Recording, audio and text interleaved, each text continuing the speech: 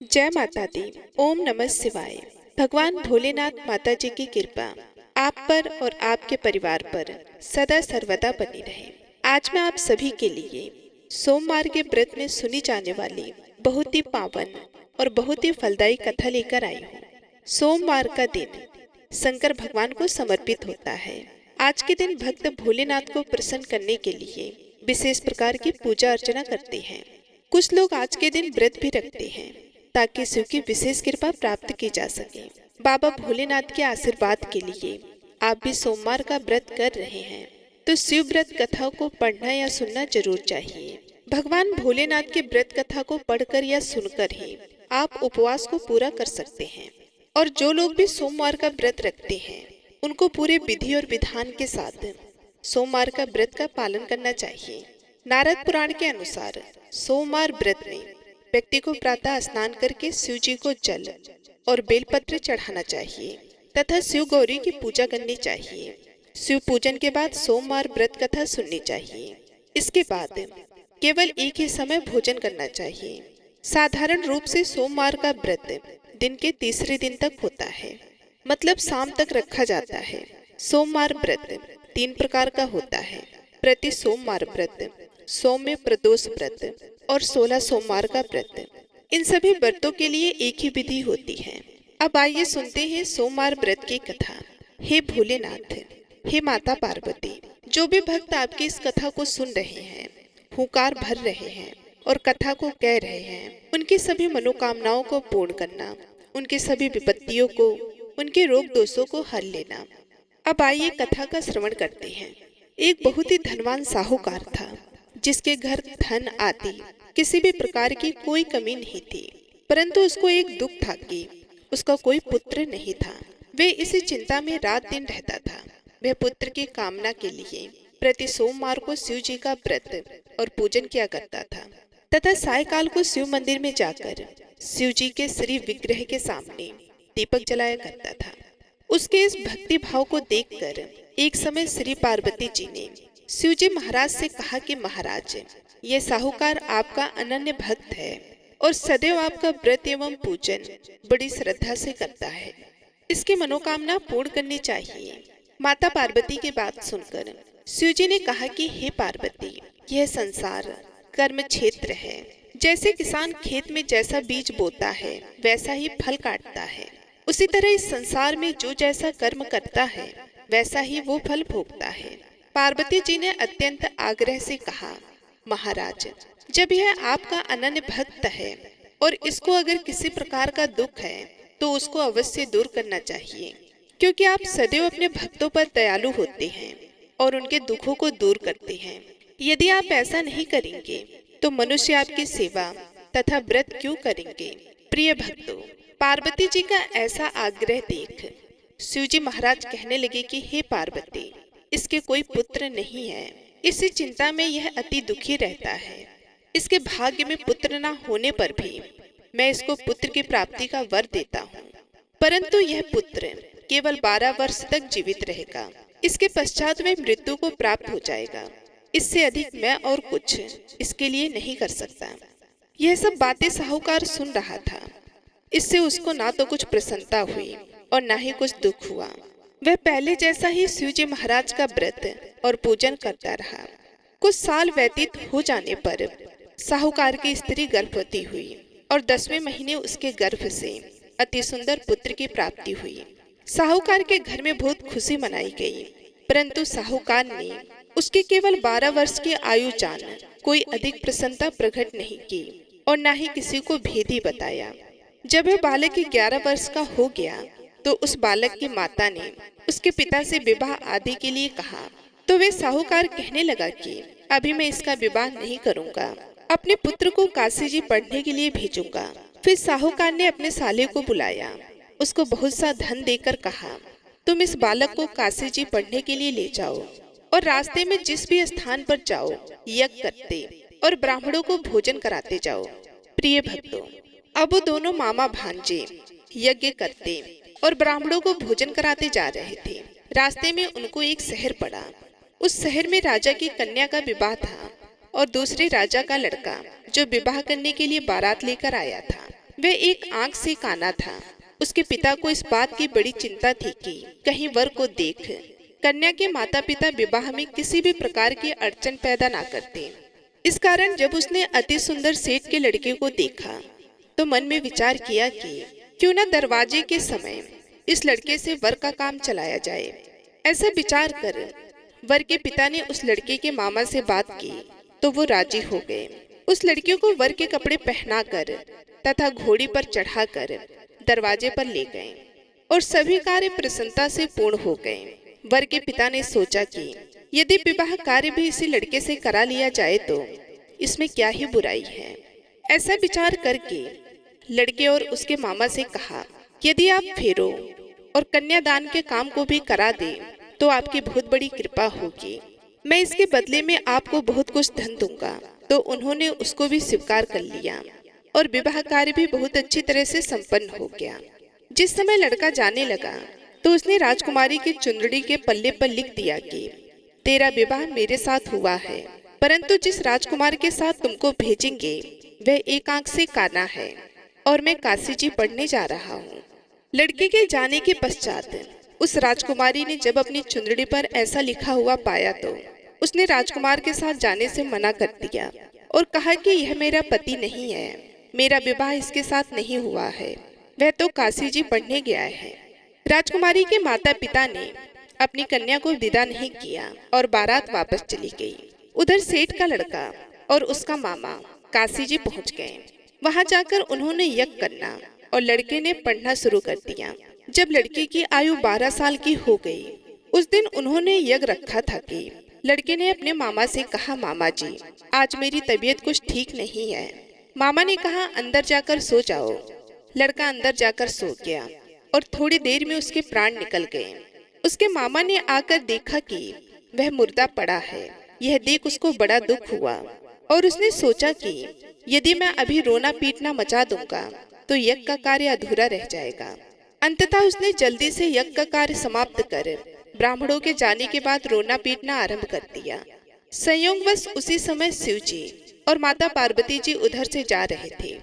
जब उन्होंने जोर जोर से रोने की आवाज सुनी तो पार्वती जी कहने लगी कि महाराज कोई दुखिया रो रहा है, इसके कष्ट को दूर कीजिए। जब भगवान भोलेनाथ और पार्वती जी ने पास जाकर देखा तो वहां पर एक लड़का मुर्दा पड़ा था। पार्वती जी कहने लगी कि महाराज यह तो उसी सेठ का लड़का है जो आपके वरदान से हुआ था। शिव जी कहने लगी कि हे पार्वती इसकी आयु इतनी ही थी सो भोग चुका। तब पार्वती जी ने कहा कि महाराज इस बालक को और आयु दो, नहीं तो इसके माता पिता तड़प तड़प कर मर जाएंगे। पार्वती जी के बार बार आग्रह करने पर शिव जी ने उसको जीवन वरदान दिया और शिव जी महाराज की कृपा से लड़का जीवित हो गया। शिव पार्वती कैलाश पर्वत पर चले गए। तब वह लड़का और मामा उसी प्रकार यज्ञ करते तथा ब्राह्मणों को भोजन कराते अपने घर की ओर चल पड़े। रास्ते में उसी शहर आए जहाँ उसका विवाह हुआ था। वहां पर आकर उन्होंने यज्ञ प्रारंभ कर दिया तो उस लड़के के ससुर ने उसको पहचान लिया और अपने महल में ले जाकर उसकी बड़ी खातिर की। साथ ही बहुत दास दासियों सहित आदर पूर्वक लड़की और जमाई को विदा किया। जब वह अपने शहर के निकट आए तो मामा ने कहा कि मैं पहले तुम्हारे घर जाकर खबर कर कर आता हूँ।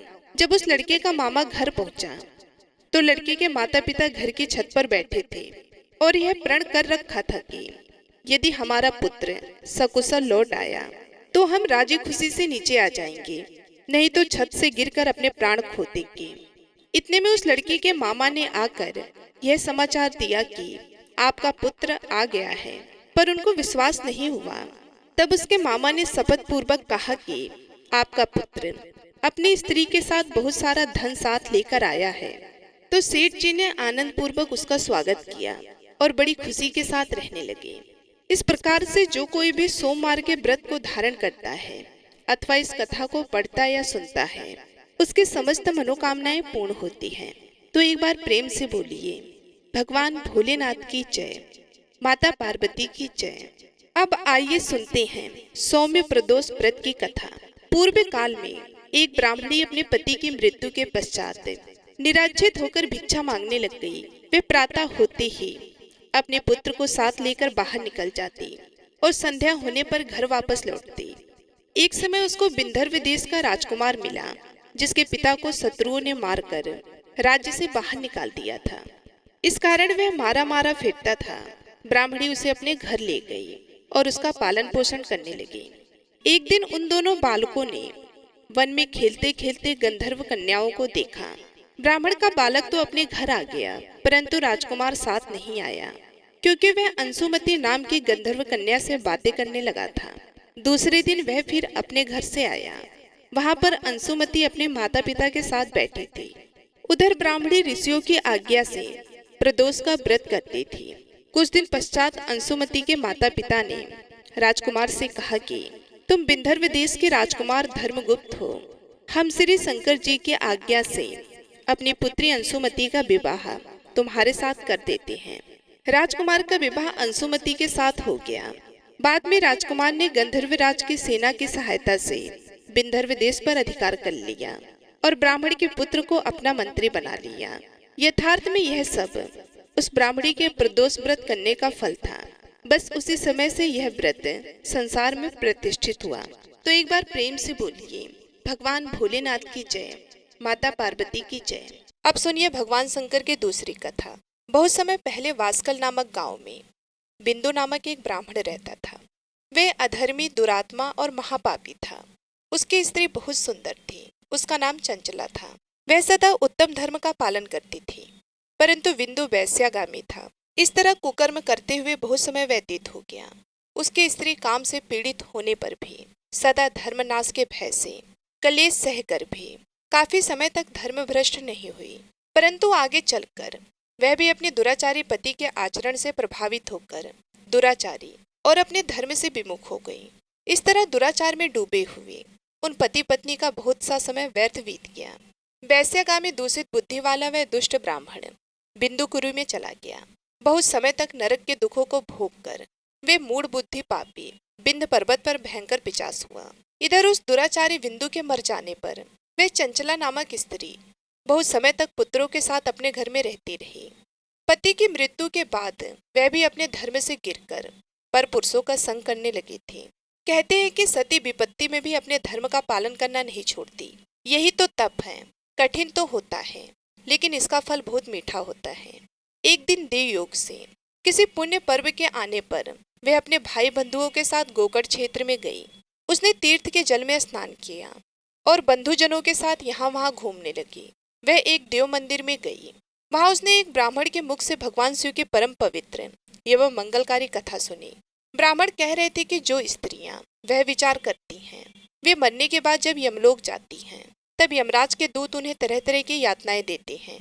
वे उसके कामागर को तप्त लौह के डंडों से दागते हैं, तप्त लौह के डंडों से उसका संसर्ग कराते हैं। ये सारे दंड इतनी वेदना देने वाली होती है कि जीव पुकार पुकार कर कहता है कि अब वह ऐसा नहीं करेगा, लेकिन यमदूत उसे छोड़ते नहीं हैं। कर्मों का फल तो सभी को भोगना पड़ता है। देव, ऋषि, मनुष्य सभी इससे बंधे हुए हैं। ब्राह्मण के मुख से यह वैराग्य बढ़ाने वाली कथा को सुनकर चंचला भय से व्याकुल हो गई। कथा समाप्त होने पर सभी लोग वहां से चले गए। तब कथा बांसने वाले ब्राह्मण देवता से चंचला ने कहा कि हे ब्राह्मण, धर्म को न जानने के कारण मेरे द्वारा बहुत बड़ा दुराचार हुआ है। हे स्वामी, मेरे ऊपर कृपा करके मेरा उद्धार कीजिए। आपके प्रवचन को सुनकर मुझे इस संसार से वैराग्य हो गया है। मुझ मूर्छित वाली पापनी को धिक्कार है। मैं निंदा के योग्य हूँ। मैं बुरे विषयों में फंसकर अपने धर्म से विमुख हो गई थी। कौन मुझ जैसे को कुकर्म में मन लगाने वाली पापनी का साथ देगा? जब यमदूत मेरे गले में फंदा डालकर मुझे बांध कर ले जाएंगे और नरक में मेरे शरीर के टुकड़े करेंगे, तब मैं कैसे उन महायातनाओं को सहन कर पाऊंगी? मैं सब प्रकार से नष्ट हो गई हूँ, क्योंकि अभी तक मैं हर तरह से पाप में डूबी रही हूँ। हे ब्राह्मण, आप मेरे गुरु हैं, आप ही मेरे माता पिता हैं। मैं आपके शरण में आई हूँ। मुझ अबला का अब आप ही उद्धार कीजिए। इस प्रकार विलाप करती हुई चंचला ब्राह्मण देवता के चरणों में गिर पड़ी। तभी ब्राह्मण ने उसे कृपा पूर्वक उठाया और इस प्रकार कहा कि नारी, तुम सौभाग्यशाली हो, जो भगवान शंकर की कृपा से तुमने वैराग्यपूर्ण ये कथा सुनी है और कथा को सुनकर समय से अपनी गलती का एहसास कर लिया है। तुम डरो मत और भगवान शिव की शरण में जाओ। उनके परम कृपा से तुम्हारे सभी पाप नष्ट हो जाएंगे। मैं तुम्हें भगवान शिव की कथा सहित वह मार्ग बताऊंगा जिसके द्वारा तुम्हें सुख देने वाली उत्तम गति प्राप्त होगी। शिव कथा सुनने से तुम्हारी बुद्धि शुद्ध हो गई है और तुम्हें पश्चाताप हुआ है तथा मन में वैराग्य उत्पन्न हुआ है। पश्चाताप ही पाप करने वाले पापियों के लिए सबसे बड़ा प्रायश्चित है। जो मनुष्य अपने कर्मों के लिए प्रायश्चित नहीं करता वह उत्तम गति प्राप्त नहीं करता, परंतु जिसे अपने कुकृत्य पर हार्दिक पश्चाताप होता है वह अवश्य ही उत्तम गति का भागीदार होता है, इसमें कोई शक नहीं है। शुद्ध चित्त में ही भगवान शिव और माता पार्वती का वास होता है। वे शुद्ध आत्मा पुरुष सदा शिव के पद को प्राप्त होता है। इस कथा का श्रवण सभी मनुष्यों के लिए कल्याणकारी है, अतः इसकी आराधना और सेवा करनी चाहिए। हे ब्राह्मण पत्नी, तुम अन्य विषयों से अपने मन को हटाकर भगवान शंकर की इस परम पावन कथा को सुनो। इससे तुम्हारे चित्त की शुद्धि होगी और तुम्हें मोक्ष की प्राप्ति होगी। जो मनुष्य निर्मल हृदय से भगवान शिव के चरणों का चिंतन करता है उसकी एक ही जन्म में मुक्ति हो जाती है। ये कहकर वे ब्राह्मण चुप हो गए। उनका हृदय करुणा से भर गया। वे ध्यान में मग्न हो गए। ब्राह्मण का यह उपदेश सुनकर चंचला के नेत्रों में आनंद के आंसू छलक आए। वे हर्ष भरे हृदय से ब्राह्मण देवता के चरणों में गिर गई और हाथ जोड़कर बोली कि मैं कृतार्थ हो गई। हे ब्राह्मण शिव, भक्तों में श्रेष्ठ स्वामी, आप धन्य हैं। आप परमार्थदर्शी हैं और सदा परोपकार में लगे रहते हैं। हे साधु, मैं नरक के समुद्र में गिर रही हूँ, कृपया करके मेरा उद्धार कीजिए। जिस पौराणिक और अमृत के समान कथा की बात आपने की है उसे सुनकर ही मेरे मन में वैराग्य उत्पन्न हुआ है। उस अमृतमय कथा को सुनने के लिए मेरे मन में बड़ी श्रद्धा हो रही है। कृपया आप मुझे उसे सुनाइए। कथा सुनने की इच्छा मन में लिए हुए चंचला उन ब्राह्मण देवता की सेवा में वहीं रहने लगी।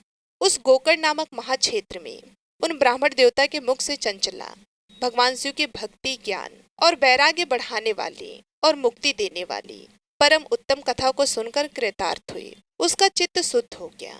वे अपने हृदय में शिव के सगुण रूप का चिंतन करने लगे। वे सदैव शिव सच्चिदानंदमय स्वरूप का स्मरण करती थी। इसके बाद वह अपना समय पूर्ण होने पर चंचला ने बिना किसी कष्ट के अपना शरीर त्याग दिया। उसे लेने के लिए एक दिव्य विमान वहां पहुंचा। यह विमान शोभा साधनों से सजा था और शिवगढ़ों से सुशोभित था। चंचला विमान से शिवपुरी पहुंची। उसके सारे पाप धुल गए।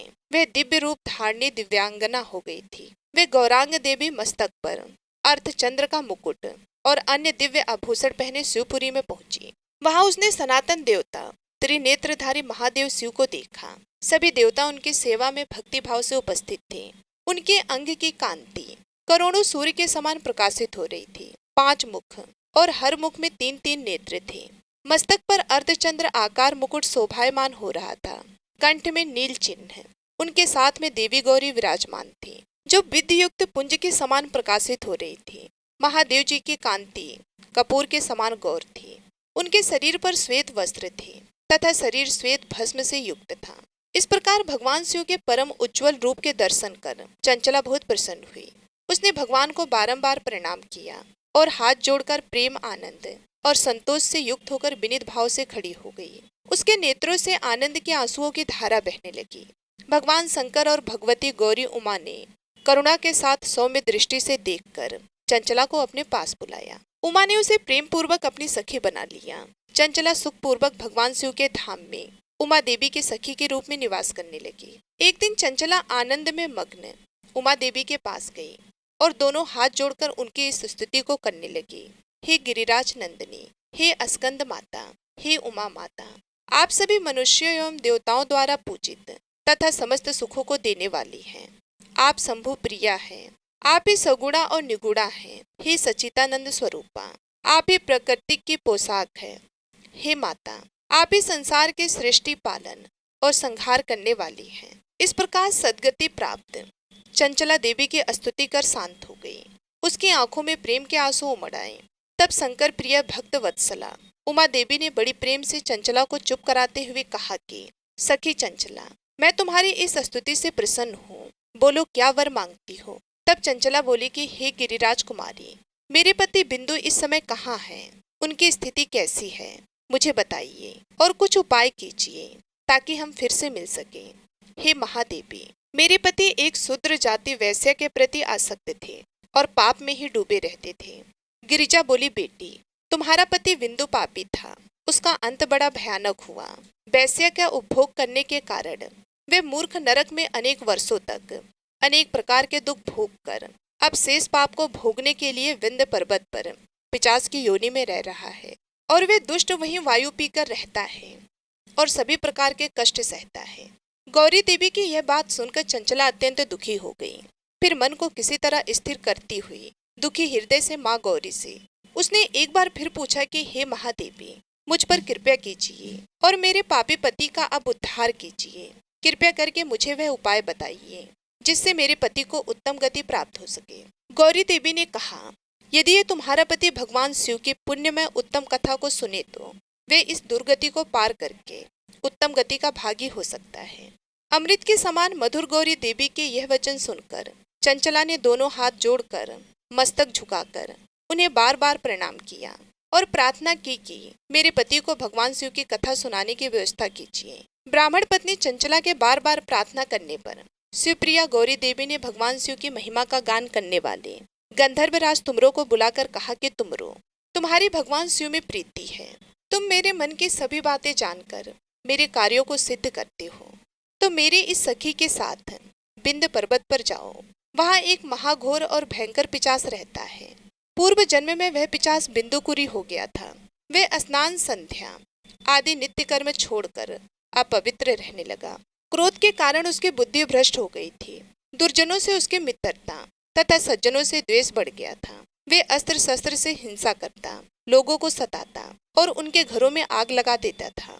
चंडाल से दोस्ती करता और वे रोज वेश्या के पास जाता था। पत्नी को त्याग कर दुष्ट लोगों से दोस्ती कर उन्हीं के संपर्क में रहता था। वह मृत्यु तक दुराचार में फंसा रहा। मृत्यु के बाद उसे पापियों के भोग स्थान यमपुरी में ले गए। वहां घोर नरकों को सहकर वे इस समय वह विंध्य पर्वत पर पिशाच बनकर रह रहा है और अपने पापों का फल भोग रहा है। तुम उसके सामने परम पुण्यमयी पापों का नाश करने वाली भगवान शिव की दिव्य कथा का प्रवचन करो।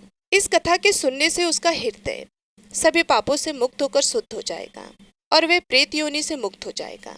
दुर्गति मुक्त होने पर उस बिंदुकुरी की सराहना करते हुए चंचला को साथ लेकर विमान से पिशाच के निवास स्थान पर विंध्य पर्वत पर गया। वहां पहुंचकर उसने विशाल आकृति वाले पिशाच को देखा। उसका शरीर विशाल था, उसकी ठोड़ी बड़ी थी। वे कभी हंसता, कभी रोता, कभी उछलता था। महाबली तुमरो ने बिंदुकुरी के लिए मंडप की रचना की। शीघ्र ही इस बात का पता लोगों को चल गया कि एक पिशाच के उद्धार हेतु देवी पार्वती की आज्ञा से तुमरो भगवान शिव की कथा सुनाने विंध्य पर्वत पर आया है। उस कथा को सुनने के लोभ से बहुत से देव ऋषि वहां पहुंच गए। सभी को आदर पूर्वक स्थान दिया गया। पिशाच बिंदु को पासों में बांधकर आसन पर बिठाया गया और तब तुमरो ने परम भगवान शिव की अमृत कथा का गान शुरू किया, जिससे सभी श्रोता कृतार्थ हो गए। परम पुण्यमय कथा को सुनकर पिशाच सभी पापों से मुक्त हो गया और उसने पिशाच शरीर का त्याग कर दिया। शीघ्र ही उसका रूप दिव्य हो गया। उसका शरीर गौण वर्ण का हो गया। शरीर पर श्वेत वस्त्र एवं पुष्पों के आभूषण आ गए। इस प्रकार दिव्य देहधारी होकर बिंदु अपनी पत्नी चंचला के साथ स्वयं भी भगवान शिव का गुणगान करने लगा। उसे दिव्य रूप में देखकर सभी को बहुत आश्चर्य हुआ। उसका मन परम आनंद से परिपूर्ण हो गया। सभी भगवान महेश्वर के अद्भुत चरित्र को सुनकर कृतार्थ होकर उनका यशोगान करते हुए अपने अपने धाम को चले गए। बिंदु अपनी पत्नी चंचला के साथ विमान में बैठकर शिवपुरी की ओर चल दिया। महेश्वर के गुणों का गान करता हुआ बिंदु अपनी पत्नी चंचला और तुमरो के साथ शीघ्र ही शिव धाम पहुंच गया। भगवान शिव देवी पार्वती ने उसे अपना पार्षद बना लिया। दोनों पति पत्नी सुखपूर्वक भगवान महेश्वर एवं देवी गौरी के श्री चरणों में अविचल निवास पाकर धन्य हो गए। बोलिए उमा महेश्वर भगवान की जय। अब आप सुनिए सोमवार की दूसरी कथा। एक बार की बात है, माता पार्वती शिव जी को पति के रूप में प्राप्त करने के लिए घोर तप कर रही थी। उनके तप को देखकर देवताओं ने शिव जी से देवी की मनोकामना को पूर्ण करने की प्रार्थना की। शिव जी ने पार्वती जी की परीक्षा लेने के लिए सप्त ऋषियों को भेजा। सप्त ऋषियों ने शिव जी के सैकड़ों अवगुण गिनाए, पर पार्वती जी को महादेव जी के अलावा किसी और से विवाह मंजूर नहीं था। तब शंकर जी ने स्वयं पार्वती जी की परीक्षा लेने की ठानी। तब भगवान शंकर स्वयं प्रकट हुए और पार्वती जी को वरदान देकर अंतर ध्यान हुए। इतने में पार्वती माता जहाँ पर तप कर रही थी, वहीं पास में तालाब में मगरमच्छ ने एक लड़के को पकड़ लिया। लड़का जान बचाने के लिए चिल्लाने लगा। तब पार्वती जी से उस बच्चे की चीख सुनी नहीं गई। द्रवित होकर वे तालाब पर पहुंची। वहां देखा कि मगरमच्छ लड़के को तालाब के अंदर खींच करके ले जा रहा था। लड़के ने देवी को देखकर कहा कि मेरी माता और पिता और भाई बंधु कोई नहीं है, आप मेरी रक्षा करें। तो पार्वती जी ने कहा कि मगरमच्छ, इस लड़के को छोड़ दो। मगरमच्छ बोला, दिन के छठे पहर में जो मुझे मिलता है मैं उसे अपना आहार समझकर स्वीकार कर लेता हूँ, यह मेरा नियम है। ब्रह्मदेव ने दिन के छठे पहर में इस लड़के को मेरे लिए भेजा है, तो मैं इसे क्यों छोड़ूं? पार्वती जी ने विनती की कि तुम इसे छोड़ दो, बदले में तुम्हें जो चाहिए वह मुझसे कहो। तो मगरमच्छ बोला कि एक शर्त पर मैं इसे छोड़ूंगा। आपने तप करके महादेव जी से जो वरदान लिया है, यदि उस तप का फल मुझे दे दो तो मैं इसे छोड़ दूंगा। पार्वती जी तुरंत तैयार हो गई। उन्होंने कहा, मैं अपने तप का फल तुम्हें देने को तैयार हूँ, लेकिन तुम इस बालक को छोड़ दो। मगरमच्छ ने समझाया, सोच लो देवी, जोश में आकर संकल्प मत करो। हजारों वर्षों तक जैसा तप किया है वैसा देवताओं के लिए भी संभव नहीं है। उसका सारा फल इस बालक के प्राणों के बदले चला जाएगा। पार्वती जी ने कहा कि मेरा निश्चय पक्का है, मैं तुम्हें अपने तप का फल देती हूँ, तुम इसको जीवन दे दो। मगरमच्छ ने पार्वती जी से तप दान करने का संकल्प करवाया। तप का दान होते ही मगरमच्छ का देह तेजी से चमकने लगा और वह बोला कि हे पार्वती, यह देखो, तप के प्रभाव से मैं तेजस्वी बन गया हूँ। तुमने जीवन भर की पूंजी एक बच्चे के लिए व्यर्थ कर दी है। चाहो तो अपनी भूल सुधारने का एक मौका और दे सकता हूँ। तब पार्वती जी ने कहा कि हे ग्राह, तब तो मैं पुनः कर सकती हूँ, किंतु यदि तुम इस लड़के को निगल जाते तो इसका जीवन वापस नहीं मिल सकता था। देखते ही देखते वह लड़का अदृश्य हो गया और मगरमच्छ भी लुप्त हो गया। पार्वती जी ने विचार किया, मैंने तप तो दान कर दिया है, अब पुनः से तप आरंभ करूंगी। पार्वती जी ने फिर से तप करने का संकल्प किया। भगवान सदाशिव फिर से प्रकट होकर बोले कि हे पार्वती, भला अब तप क्यों कर रही हो? तब पार्वती जी ने कहा कि प्रभु, मैंने अपने तप का फल दान कर दिया है। आपको पति रूप में पाने के संकल्प के लिए मैं फिर से वैसा ही घोर तप करके आपको प्रसन्न करूंगी। तो महादेव जी बोले, मगरमच्छ और लड़के दोनों रूपों में मैं ही था। तुम्हारा चित्त प्राणी मात्र में अपने सुख दुख का अनुभव करता है या नहीं, इसकी परीक्षा लेने के लिए मैंने यह लीला रची थी। अनेक रूपों में दिखने वाला मैं एक ही हूँ और अनेक शरीरों से अलग निर्विकार हूँ। तुमने अपना तप मुझे ही दिया है, इसलिए अब और तप करने की कोई आवश्यकता नहीं है। देवी ने महादेव जी को प्रणाम कर प्रसन्न मन से विदा किया। प्रेम से बोलिए भगवान शंकर और माता पार्वती की जय। अब आप सुनिए तीसरी कथा। एक बार नारद जी ने भोलेनाथ जी की स्तुति करके पूछा कि प्रभु, आपको प्रसन्न करने के लिए सबसे उत्तम और सुलभ साधन क्या है? हे त्रिलोकीनाथ, आप तो निर्विकार और निष्काम हैं, आप सहज ही प्रसन्न हो जाते हैं। फिर भी मेरी जानने की इच्छा है कि आपको क्या प्रिय है। तब भी मेरी जानने की इच्छा है कि आपको क्या प्रिय है।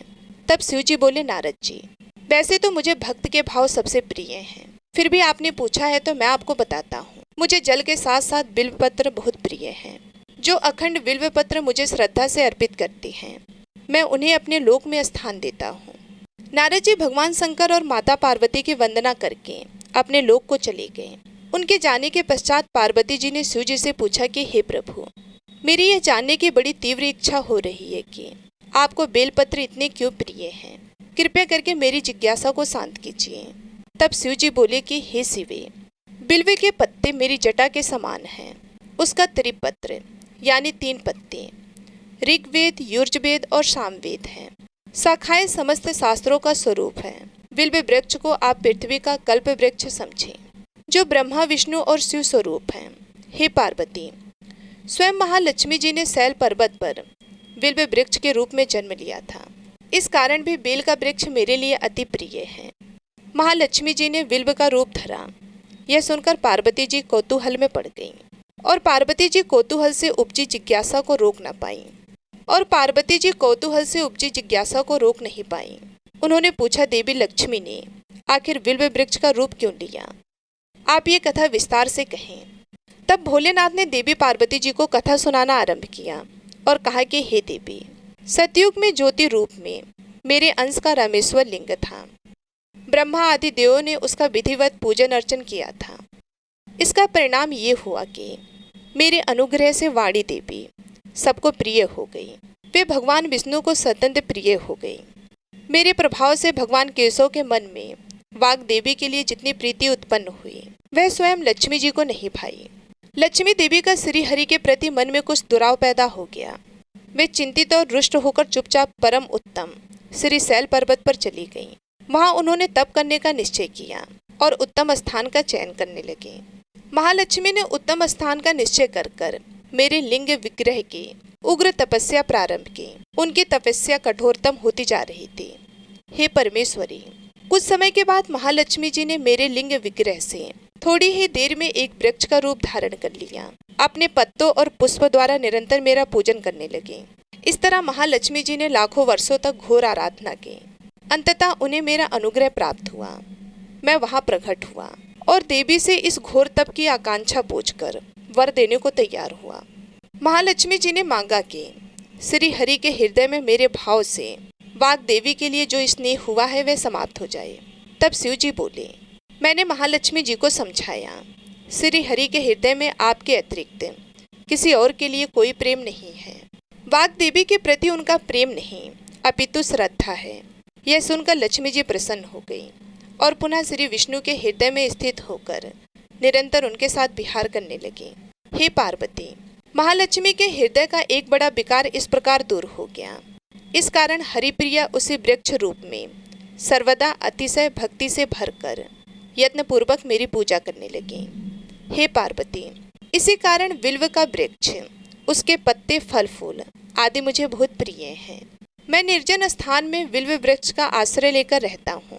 बिल्व वृक्ष को सदा सर्व तीर्थ में एवं सर्व देवम मानना चाहिए। बिल्व पत्र, बिल्व फूल, बिल्व वृक्ष अथवा बिल्व के चंदन से जो मेरा पूजन करता है वह भक्त मेरा अति प्रिय है। बिल्व वृक्ष को शिव के समान ही समझे। वह मेरा शरीर है। जो बिल्व पर चंदन से मेरा नाम अंकित करके मुझे अर्पण करता है, मैं उसे सभी पापों से मुक्त करके अपने लोक में स्थान देता हूँ। हे देवी, उस व्यक्ति को स्वयं लक्ष्मी जी भी नमस्कार करती हैं जो मेरा पूजन करते हैं। जो बिल्व मूल में प्राण छोड़ता है उसको रुद्र देह प्राप्त होता है और ऐसे मनुष्यों पर सदैव ही माता लक्ष्मी की कृपा रहती है और साथ ही साथ भगवान नारायण की भी कृपा उन पर सदैव बनी रहती है। तो प्रेम से बोलिए भगवान शिव और माता पार्वती की जय। प्रिय भक्तगणों, उम्मीद करती हूँ ये कथा आपको बेहद ही पसंद आई होगी। यदि हमारी कथा आप सभी लोगों को अच्छी लगी तो वीडियो को लाइक करके चैनल को सब्सक्राइब करना बिल्कुल भी ना भूलिएगा।